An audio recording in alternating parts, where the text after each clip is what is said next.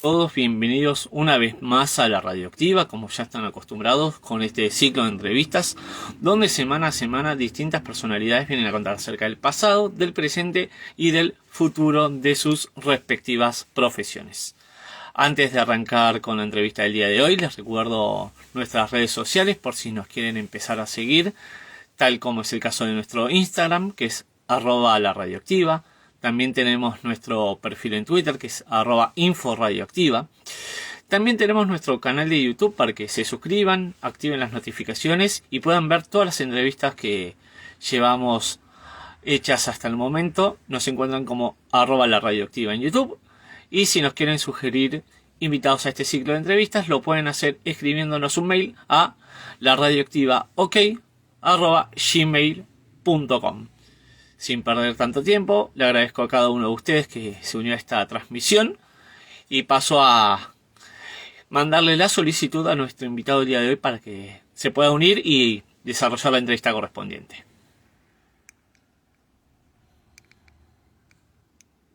Vamos.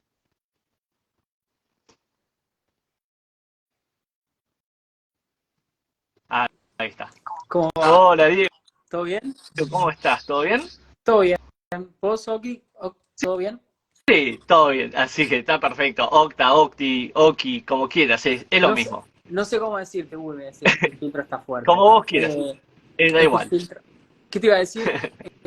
No, bueno, porque viste que hay nombres que son difíciles de poner ¿cómo se dice? Un diminutivo. Entonces como que no sé, qué sé yo. Pero bueno, dale, Seguramente que a vos también debe pasar lo mismo. absolutamente. Aparte, die en inglés, viste que es die, parece que dijeras Claro, muerte. No sé, es como raro, es raro. seguro. Así que bueno, ante todo, bienvenido a la Radioactiva y gracias por aceptar esta entrevista. No, por favor, a vos. Así que permitime hacer una breve introducción para que la gente sepa con quién hablo en el día de hoy y arranco con las preguntas. Bueno, muy bien. Bien, les cuento a todos que en el día de hoy nuestro invitado es el señor Diego Morales. Él es productor audiovisual, es cantautor y además, como si fuese poco, se desarrolla en todo lo que es el ámbito de la producción de televisión. Así que, cuando quieras, Diego, arranco con las preguntas. Ahora, adelante. Bien, la primera, justamente hablando de la tele. ¿Qué es lo más difícil de trabajar en un ambiente como es la televisión? El tema de las exigencias de los conductores, el manejo de tiempos. El manejo de tiempos podría ser una, Ujú. eh, y qué sé yo, después hay otras que no tienen mucho que ver con la tele en sí, sino con las formas de trabajo en Argentina o con los presupuestos eh, establecidos para los empleados que trabajan ahí. Seguro. Una productora puede tener un presupuesto muy acotado y puede incluso contratar a productores por ahí menos de, o sea, en situaciones un poco más irregulares de las que correspondería, por ejemplo. Esa sería una de las cosas que por ahí no están buenas o condicionan el laburo en la tele. Y Seguro. después, bueno, nada, o sea, otras situaciones como por ejemplo, eh, quizás hay compañeros o compañeras que están en un nivel un poquito más alto que otros y se toman atribuciones de jefe o de jefas, o son por ahí botones entre sí y están como marcando a ver quién hace o no algo según la vista de esa persona, porque eso no, digamos, no quiere decir que no estén laburando, que no estén haciendo bien su trabajo. Pero bueno, qué sé yo, son esas cosas que más que el tiempo, más que el estrés, más que... Porque se supone que uno lo que está haciendo ahí lo hace por pasión, no lo hace porque te están obligando a trabajar en la tele. En la Seguro. tele o en cualquier lado. Obvio, sí, Eh, sí, sí. pero bueno, creo que eso sería más que nada. Y puede pasar, pregunto, ¿no? Esto es ya como un lado espectador o un lado ya, si querés, más interno. Pero viste que en la televisión, sobre todo en los programas de televisión de aire, se usa mucho el tema de los tiempos, por eso que las publicidades duran tanto. Obviamente que hay publicidades determinadas por cada horario, seguramente si es, por ejemplo, a la noche se hace más el tema de comidas o, por ejemplo, medicamentos. Viste que generalmente esas publicidades puntualmente tienen cierto horario, ¿no? De aparecer al aire. Dentro de un programa también uno ve que a veces estiran demasiado el tiempo por distintas cuestiones. Por ejemplo, si es un programa, puede ser de preguntas o un programa de música, por ejemplo, con el tema de los videotapes, que se pasa, por ejemplo, uno y después dicen, por ejemplo, en el siguiente puesto tal canción y muestran un video. A veces el estirar el tiempo también se usa mucho, eso que decís, es un recurso que el conductor se tiene que, si querés, atribuir el hecho de estirar un poquito más el tiempo para que justamente rinda el programa el tiempo que está establecido. En realidad eso ya está establecido. O sea, incluso si se va a estirar el tiempo y va a haber dos cortes largos, eso ya está establecido desde antes. Se habla en preproducción y ya está todo pautado, la tanda ya está vendida. O sea, tiene que pasar algo que no estaba planeado, como, no sé, un accidente, un desmayo, algún problema técnico que puede o sea, digamos que inevitablemente te obliga a hacer un corte largo, pero si no ya está todo establecido en una rutina y ya está todo previamente hablado, así que Bien, no es algo que suele pasar, digamos, sino, o sea, de casualidad, o sea, está todo ya preestablecido. de acuerdo. Y justamente con la imagen que tenés de fondo, que es lo que trae a relación a esta entrevista, fue, creo que durante la pandemia, sobre todo como habíamos hablado en privado previo a hacer esta entrevista, que fue cuando explotó, entre comillas, todo este fenómeno, quería preguntarte cómo es que surgió la idea de hacer un Instagram acerca de los años 90, sobre todo aquellos que quizás siempre decíamos, si hubiese existido el Instagram en los 90, la cantidad de recuerdos que hubiésemos guardado, ¿no? Bueno, en realidad mis años 90 no empieza en Instagram, empieza en un canal de YouTube e incluso antes. En el 2014 yo creo el canal de YouTube de mis años 90 y empiezo a subir todo el material que había digitalizado y que había grabado algunas cosas yo, otras cosas eran de mi abuelo, de archivo donado, de archivo que me había copiado de TEA, donde yo estudiaba producción de televisión, y fue todo un movimiento que hice para crear un espacio donde se pueda recuperar esa memoria audiovisual de la tele, de los medios argentinos, pero principalmente de la televisión argentina, de los canales de aire, eh, para no solamente disfrutar de ese contenido, de la nostalgia, sino también para informarse y conocer cómo eran los usos y costumbres, cómo era la ropa que se usaba, las ideas que existían con respecto a ciertas cosas que hoy ya no son así.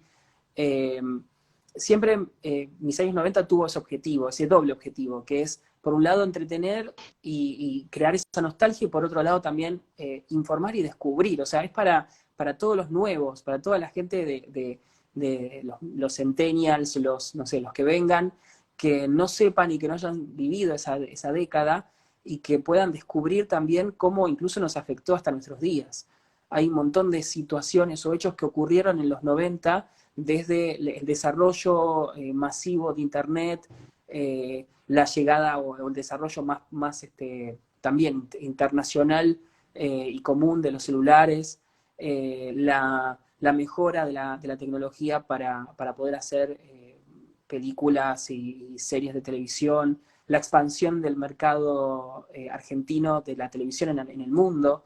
O sea, nosotros hemos tenido en los 90 programas, sobre todo infantiles, que han trascendido las fronteras y que, bueno, que les han permitido a muchos de los que hoy todavía son como los líderes del mercado audiovisual, serlo. O sea, fue el momento donde surgió Polka, donde Cris Morena también se expandió de forma internacional, con Chiquititas, por ejemplo.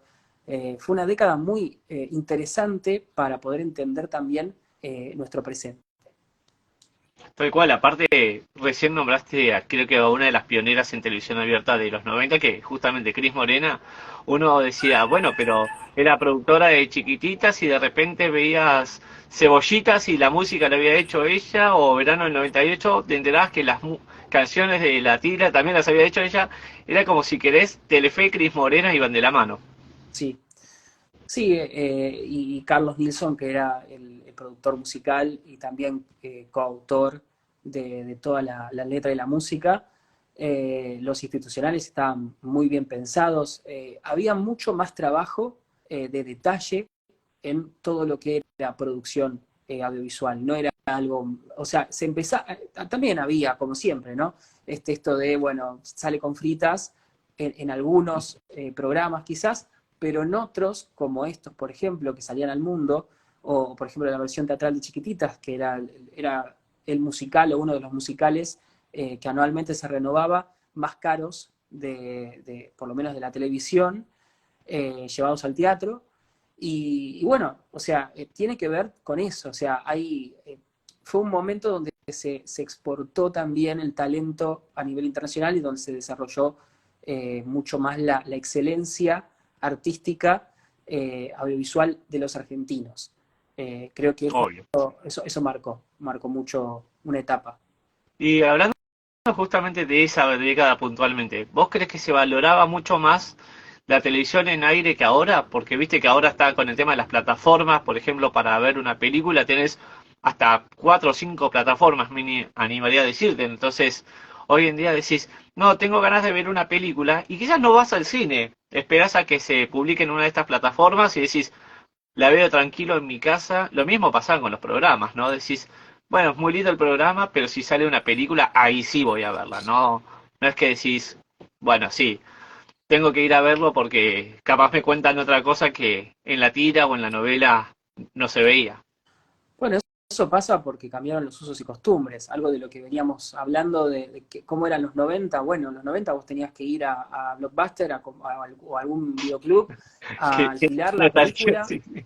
Claro, alquilar una película y tenías que elegir muy bien la película porque seguramente la ibas a ver en familia y le tenía que gustar a todos. Y aparte, capaz era medio, no sé, qué sé yo, como un lujo ir a alquilar o no, pero, o sea, no era como ahora que vos te sentás y te aburre, pones cualquiera del catálogo de cualquier plataforma y te aburre y la sacás y pones otra y no te importa. O sea, tenías incluso que saber, bueno, la alquilo el viernes, pero yo sé que el domingo la tengo que devolver. O sea, tenías un plazo de tiempo también. Los sistemas de alquiler también siguen existiendo de forma digital, pero yo creo que en Argentina nadie los usa, no es algo estandarizado y es una de esas cosas que se han cambiado, que se han perdido. Lo mismo, por ejemplo, cuando querías comprar un CD, mejor dicho, cuando querías conocer un CD de un artista, tenías que ir a comprarlo, o antes tenías la opción en algunas disquerías de poder escucharlo antes, pero tenías que moverte, tenías que ir a caminar hasta el lugar para poder obtener eso.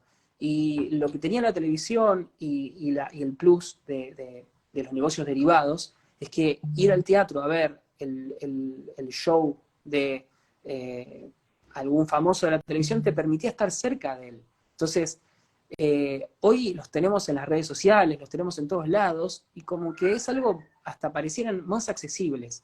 Entonces, eso también cambió mucho la forma de comunicarnos, de valorar también la televisión. O sea, hoy la televisión es como un medio más, cuando en realidad sigue también, o sea, fue como uno de las vedettes de los 90, hoy ya es un medio más, y también lo puedes ver en cualquier celular, lo puedes ver en cualquier computadora, o sea, no tenés que tener un aparato que sea un televisor para poder ver la televisión. Y además de que competís con 30.000 millones de ofertas, porque no solamente están los canales tradicionales y los canales de cable y las plataformas, también están los youtubers, también están las personas que hacen contenido, que son como vos, como yo, como lo que estamos haciendo ahora, que Seguro. Sí, están, sí. siguen segmentando ese público. Entonces, todo eso cambió tanto que ya no es que quizá la gente no está tanto porque, no sé, porque la tele no está buena o porque cambió, o no sé, es porque hay mucha oferta y ese público se dividió. Y creo que también hay muchos métodos que quedaron del pasado que siguen trabajando como si estuviéramos en ese pasado. Por ejemplo, las formas de medir el rating. Vos no podés seguir midiendo el rating con un número tan chico de televisores y con aparatos con los que se medía hace 30 años. Vos tenés que medirlo de otra manera, o sea, con métricas en las plataformas, con métricas en las redes sociales. Si vos subís el primer capítulo de una serie, el primer capítulo de una serie que estrenás hoy en un canal de aire, lo subís a YouTube, va a tener, no sé, 1 millón de reproducciones o no, pero digo, puede crecer mucho más y vos eso no lo estás midiendo. Vos en el aire, si no te rindió una semana o un mes, lo levantan. Entonces, eh, ¿qué pasa con eso? Si el programa se está haciendo en el momento, terminás con un montón de gente que estaba en ese proyecto sin proyecto, porque si se levanta el programa, se levanta el proyecto. Si tenés suerte de que el proyecto se grabe antes todo, que eso también es otro método de trabajo, bueno, no pasa nada. En todo caso, perderá la productora y el canal, perderán parte de la inversión, pero por lo menos los trabajadores esos hicieron todo el proyecto completo. Pero sí ha pasado con ficciones, como por ejemplo Fan y la Fan, que Telefe no le dio mucho tiempo. Fue una ficción que estuvo 3 semanas al aire y la levantaron en la tercera semana. Obviamente, no estaban midiendo al aire, pero ellos, o sea, no estaban viendo lo que estaba pasando, o quizás sí lo estaban viendo, pero no lo podían monetizar netamente, lo que estaba pasando en YouTube, lo que estaba pasando en Flow, lo que estaba pasando en otros lados. Eh, Creo que eso es lo que pasa y creo que también hay un poco interés de invertir seriamente en otros ámbitos y creo que si no se acompaña como debería las mediciones de rating, no solamente en televisión, sino o sea, que se empieza a medir cuánto mide en Flow, cuánto mide en YouTube, cuánto mide en todos lados donde se pasa ese programa, donde se pasa esa señal, si eso no se incluye de una vez, vamos a seguir cada vez más lejos. O sea, los canales van a seguir trabajando como si estuviéramos en la década del 90 y, y bueno, y nada, y sí, terminará la ficción. Ya no habrá más ficción, ya no habrá, no sé, pero es como que pasa eso. Seguramente. No, no, vos sabés que yo me llamaba a silencio, uno, porque no me gusta interrumpir al entrevistado cuando está hablando, porque me parece es lógico que, como te dije en privado, esto es un ida y vuelta y así nos manejamos, ¿viste? Es escuchar, responder, escuchar, responder y así continuamente. ¿Viste? No sé si te pasa en tu caso particular que vos decís, increíble, los 90 nos parece que quedaron lejísimos, ¿no? Porque, por ejemplo, si decimos 93, nos situamos 2023, son 30 años, o sea, ya parece un montón. Pero por otro lado te quería preguntar, ¿viste? Vos recién hablabas el tema de las tecnologías, ¿no? Porque antes decís, me encantaría estar todos los días en forma, si querés, casi diaria o semanal, con un famoso, no sé, viendo fotos de él y quizás no había páginas web dedicadas o no tenías acceso a él y como decías vos, o de repente te enterás cómo se llamaba ese actor que mirabas cuando era chico por algo puntual, lo buscas en las redes sociales y decís, che, mirá cómo está 20, 25 o hasta incluso 30 años después. ¿A vos no te pasa justamente, ya que recopilás todo este material, lo compartís con los seguidores y demás, cuando ves estas cosas y decís, qué increíble, pensar que yo de chico veía a esta persona y de repente lo vi 25 años después, cómo pasó todo ese tiempo, ¿no? La magia que también esconde la televisión. Bueno, por suerte las tecnologías también nos permiten eso, o sea, reencontrarnos con esas personas que las veíamos muy lejanas o que, qué sé yo, o que queríamos realmente conocer y no pudimos. Creo que las tecnologías lo que tienen es, te acortan el plazo de tiempo y te dan muchas oportunidades para hacer lo que quieras, no solamente para conocer a tu artista o para informarte sobre tu programa favorito, sino también para poder compartir tu opinión o tu contenido o lo que tengas para aportar. Me parece bueno, que tiene que ver también con lo que te decía antes, que antes para ir a ver un artista realmente tenías que estar 5 o 6 horas esperando, qué sé yo, a que salga de grabar de un estudio de televisión o tenías que ir a buscarlo a algún lugar. Y ahora, qué sé yo, es más fácil, no sé. Obviamente sigue habiendo fans que lo siguen haciendo, pero cambió todo. O sea, no es como antes que realmente era la única oportunidad que tenías para sacarte una foto con esa persona. Y encima también están, no es como antes que era como azaroso, si tenías una cámara de rollo era azaroso sacarte la foto, no sabías si iba a salir bien, si iba a salir mal, tenías que esperar a revelarla para verla. Ahora todo es tan fácil, va, una selfie, listo, ya está, y lo compartiste. Se vuelve algo como cotidiano, entonces no tienes impacto. Perdió un poco ese impacto. Increíble, tal cual. Sí, no, no, no, como decís vos, la selfie queda para toda la vida. Quizás el autógrafo se te perdió, por ejemplo. Ah, otra cosa que se perdió absolutamente. Como te digo, debe haber y sigue habiendo 2 o 3 fans que lo hacen, no miles como antes. Pero bueno, es otra de las cosas que han cambiado por los usos y costumbres. Seguro. Vos sabés que cuando yo te contacté, había visto el tema de la producción de televisión, que trabajaste para gente muy conocida. Bueno, si me permitís, quiero nombrarlos para que la gente sepa Ujú. dónde estuviste. Trabajó, por ejemplo, él en la producción de ¿Quién sabe más de Argentina?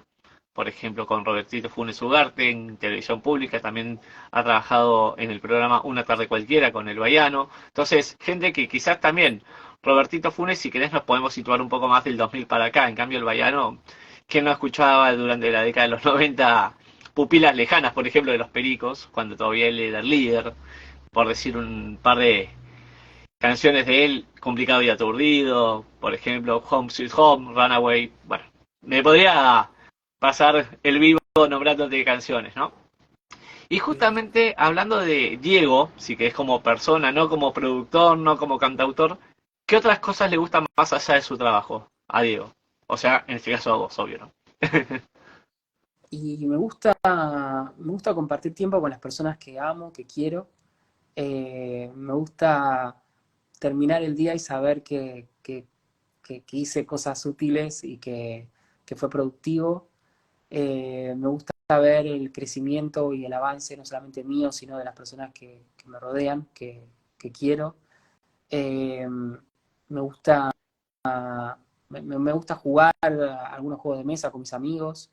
Me gusta juntarme con mis amigos también. Eh, no sé, no, soy una persona muy simple, no es que tengo gustos estrafalarios o cosas raras. Eh, no sé, qué sé yo, me gusta tener tiempo para hacer, para producir música, para grabar, para cantar, eh, y también para perfeccionarme, para estudiar. Ahora no tengo mucho tiempo, pero me gustaría retomar todo lo que tenga que ver con teatro musical, por ejemplo. Qué bueno eso. Y vos sabés que justamente recién cuando decías, me gusta el tema de los juegos de mesa, me gusta juntarme con mis amigos, algo que me faltó puntual preguntarte, es que en los 90 se usaba mucho, al menos me incluyo en esto, era coleccionar algo. Desde tapitas de gaseosa, tampilla, figuritas, lo que sea. Yo creo que todas las personas, aunque sea, no sé, servilletas, por decirte alguna cosa que se podía llegar a coleccionar. ¿Tenías algo de colección? Vos, por ejemplo, no sé, coleccionabas muñequitos de la cajita feliz de la marca con M, por ejemplo. No la digo porque no me paga el sponsoreo. De todo, tengo de todo, todos los álbumes de figuritas que existieron en mi infancia, tengo todos los cassettes y todos los CDs de todos los programas infantiles y para adolescentes de Argentina, también de la década del 2000, tengo, bueno, todos los programas que me pude grabar en ese momento, todas las cosas todos los programas que pude obtener después en todos los sistemas, o sea, en formato digital, en VHS, no sé, tengo muchas cosas, un montón de muñecos de los Simpsons, también de todos por ejemplo, de Jack del 2004, 2005, 2006, pero tengo cosas de los 90, o sea, todo el cepillo de dientes de Bart, oficial, tengo relojes de los Simpsons, tengo los muñecos de Mattel de los Simpsons de los 90, tengo unos muñecos grandes, que son bastante grandes, de Burger King también, de los 90. Tengo todos los CDs de los Simpsons, los cassettes, los libros que venían de España traducidos, los cómics también los tengo. Eh, Puedo seguir hasta mañana. Tengo Sí, muchas sí. cosas, la verdad. No es que no es que no tengo alguna colección específica que diga, uy, todo para mí tiene un valor, por eso lo tengo. Y, y nada, y todo me dispara un recuerdo totalmente nostalgioso, todo. Claro, me imagino. No, no, voy a tener que ir a tu museo, digo, a tu casa, a A llenarme mi, un poco de a mi nostalgia. museo. A mi museo. Bueno, yo acá Ah, tengo esta cámara sí. que anda y todo, Bien. Sí, no sé si, perdón, ¿cómo hago para mostrar que anda? ahí está. Sí, perfecto, ahí se ve perfecto. No, a ver, bueno, ahí te tenés que ver, no se ve. Bueno, Sí, sí, sí, este, ahí me vi. Esta cámara es del año 99, 98, 99. Y ya tenía esta pantallita así de LED, de LCD quiero decir, que estaba buenísima. O sea, en ese momento era re futurista. Igual para mí era algo re, a ver, era novedoso, pero no entendía todavía qué era lo que significaba, digamos. O sea, para mí era jugar con esta cámara y jugaba no solamente a grabar cumpleaños, sino también con mis primos hacíamos ficciones con estas cámaras. Todo improvisado, pero bueno, lo hacíamos. Y, y nada, y me encanta y la tengo súper cuidada y todavía anda bien. Así que ponerle que eso es algo, no sé si coleccionable, pero sí de mucho valor afectivo y bueno, y de esa época, absolutamente. Totalmente. Antes de seguir con la próxima pregunta, déjame que le agradezca a la cantidad de gente. No te voy a nombrar uno por uno, uno porque van pasando cada vez más rápido, pero la cantidad de gente, ya sea de parte de mis años 90 como de la radioactiva, que se están uniendo, te mandan, pero millones de elogios, te digo, ¿eh? Por ejemplo, uno te dice, mirá lo que es esa filmadora, a otro te dicen, el desbloqueador de mis recuerdos, otro seguía así, gracias por tanto. Te estoy leyendo algunos comentarios que estoy viendo al pasar, ¿eh? No te estoy leyendo todos como te dije, perdón, pero la verdad es que, gente, si me pongo a leer uno por uno, no terminamos más con la entrevista y Diego amablemente se prestó un rato para que ustedes también conozcan quién está detrás de todo esto. No solamente se dedica a subir posteos, sino como dije antes, él está con el tema de la música, él también trabaja con el tema de producción. Y justamente hablando de la música, ¿cómo fue que nació tu pasión por la música? Bueno, yo desde muy chiquito tuve la posibilidad de tener, bueno, mis papás, mi mamá me compraban CDs de los programas de ese momento, entonces siempre tuve ese estímulo musical y después, eso fue como desarrollándose solo, o sea, fue una cosa que empecé imitando, escuchando y queriendo cantar. Después en el jardín también tuve una de mis maestras, era intérprete de teatro musical, Lidia Madonia, que le mando un beso enorme. Ella fue un poco la causante de mi desarrollo artístico. Eh, Trabajó con Pepito Cibrián, hizo la versión de Drácula del año 95, si no me equivoco. No, el jorobado de París, del 95. Y otras también, un montón de musicales.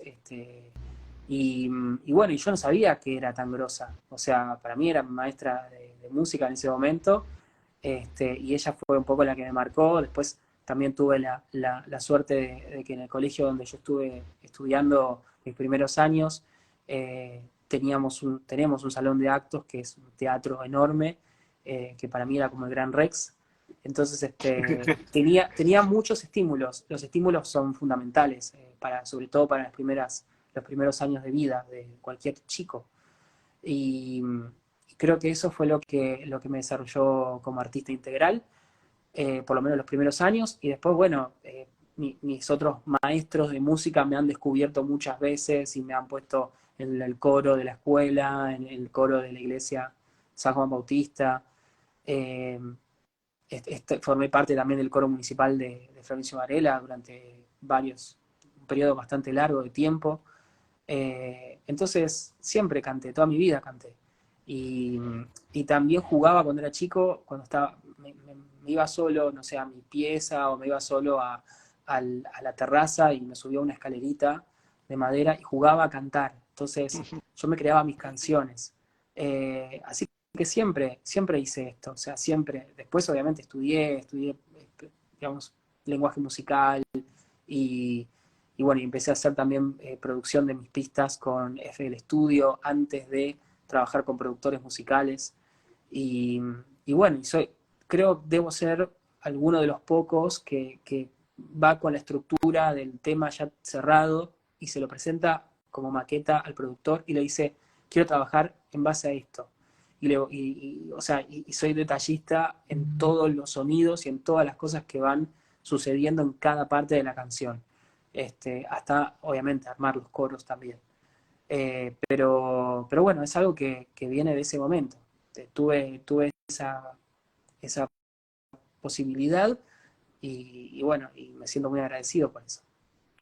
Qué bueno, no, no, pero porque no debe ser para nada fácil estar en un ambiente tan competitivo, ¿no? Como es la música. Como decíamos antes, así como existen las plataformas para ver películas, también existen las plataformas para ver música. Perdón, ver música es medio complicado. Bueno, ver un videoclip sí se puede, pero para escuchar música. Entonces, la verdad que recién hablabas de el arte de imitar.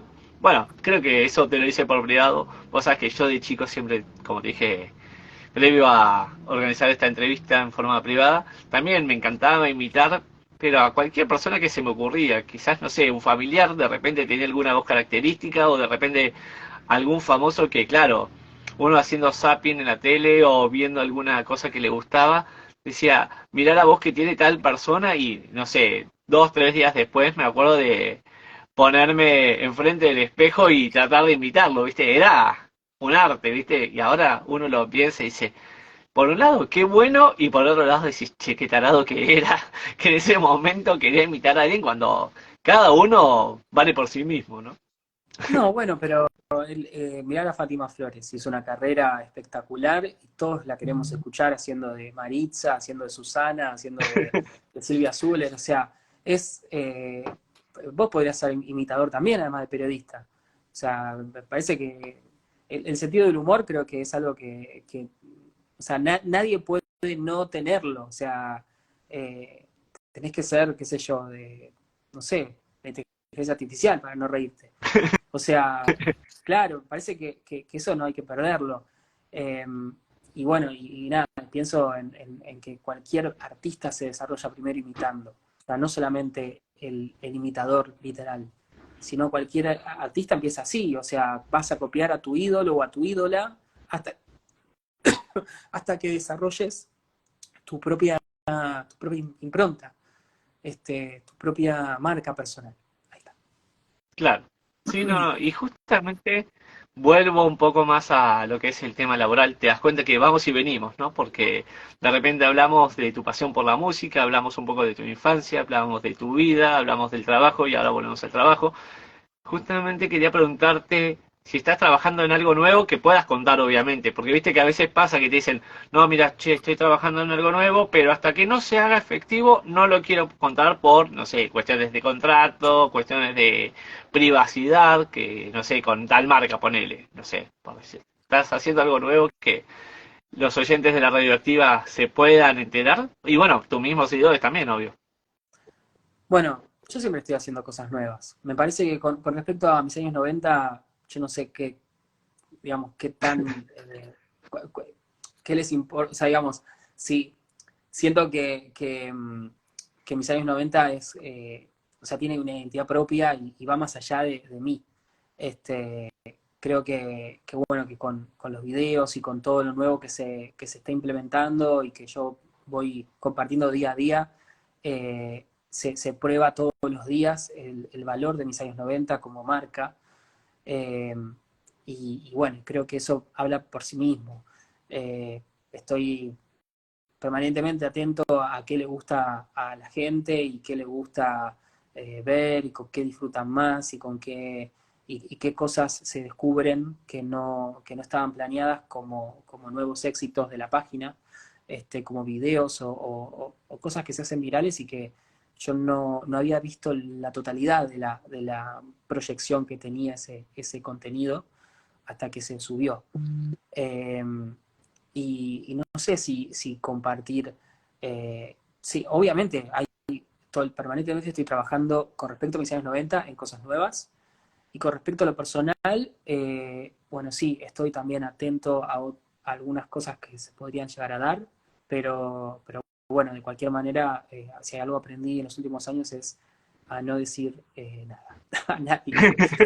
O sea, y es el mejor No la consejo quememos. que pueden tomar ustedes. O sea, no le cuenten a nadie lo que vayan a hacer. Ustedes no saben quién puede ser la persona que con su mente está trabajando en tu contra para que no lo logres. O sea, aunque no sea intencional.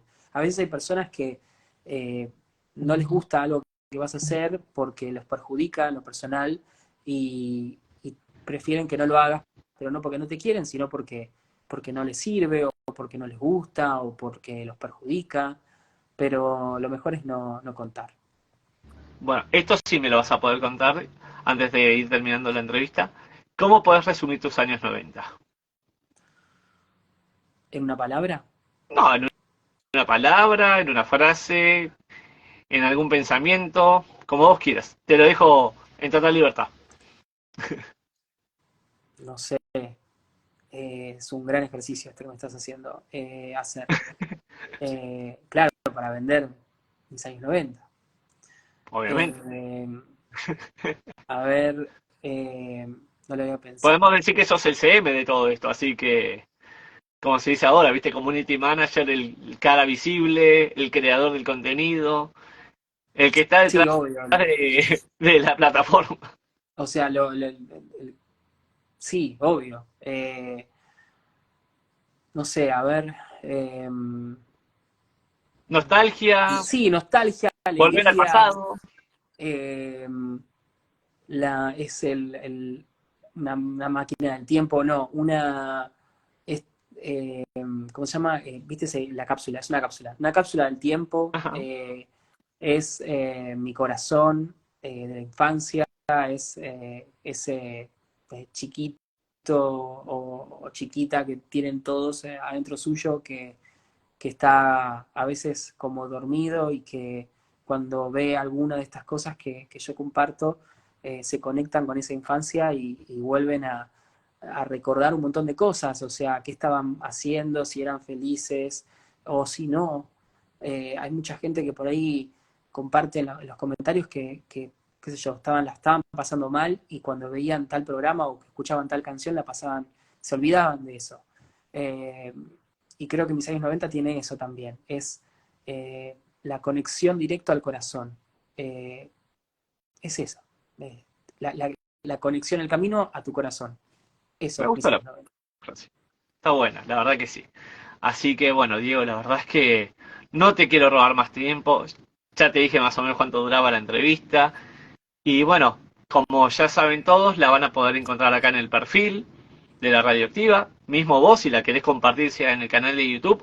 La Radioactiva también, como te dije antes, también tiene su canal de YouTube, así que la vamos a subir ahí para que toda aquella gente que no nos siga a ninguno de los dos también la pueda ir a ver ahí. Igual les recomiendo que nos sigan a los dos, no solamente a Diego, que saben que todos los días está subiendo contenido. La Radioactiva cada vez que puede trae distintas entrevistas, así como traemos actores, cantantes, deportistas, también algún que otro personaje del ámbito político. Hoy teníamos de invitado a Diego para que ustedes conozcan también un poco de su vida más allá de lo que genera mis años 90. Así que Diego, te pido por favor que cierres la entrevista diciéndome qué tal la pasaste en este rato que estuvimos charlando con la radioactiva, si te sentiste cómodo, si te pareció llevadera esta entrevista y por favor que le mandes un saludo a la radioactiva y cuando quieras, de lo que sea, de tus años 90, de tus años 2000, 2010, 2020 o de lo que tengas ganas, la radioactiva te deja las puertas abiertas para una segunda parte porque seguramente que vamos a tener mucho para hablar.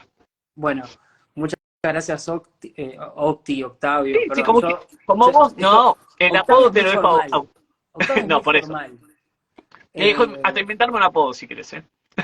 Bueno, nada, gracias por esta oportunidad, la verdad que la pasé muy bien. Es raro hablar de mí en un espacio donde la gente por ahí conoce más mi alter ego, vamos a decir así, que a mí mismo.